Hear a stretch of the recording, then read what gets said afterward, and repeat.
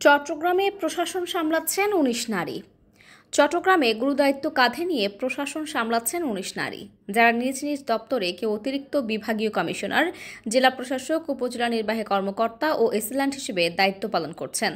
২০২৪ সালের ২৭ নভেম্বর থেকে চট্টগ্রামের অতিরিক্ত বিভাগীয় কমিশনার উন্নয়ন পদে দায়িত্ব পালন করছেন শারমিন জাহান।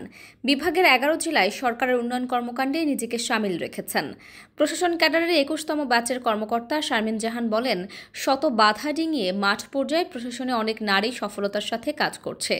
ওপর থেকে নিচ পর্যন্ত মাঠে ঘাটে সবখানে নারীদের অংশগ্রহণ বৃদ্ধি পেয়েছে। প্রশাসনের কর্মক্ষেত্রে নারী পুরুষ চিন্তা না করেই প্রতিযোগিতার মাধ্যমেই এত দূর এসেছি। আমি কর্মক্ষেত্রে কোনো বাধার সম্মুখীন হই না। আমার কর্মক্ষেত্রে ক্ষমতায়ন, অধিকার সবকিছু বিধিবদ্ধ করা আছে। তবে অন্যরা যে হয় না তা কিন্তু নয়। কর্মক্ষেত্রে সবার কাছ থেকে সহযোগিতা পাই।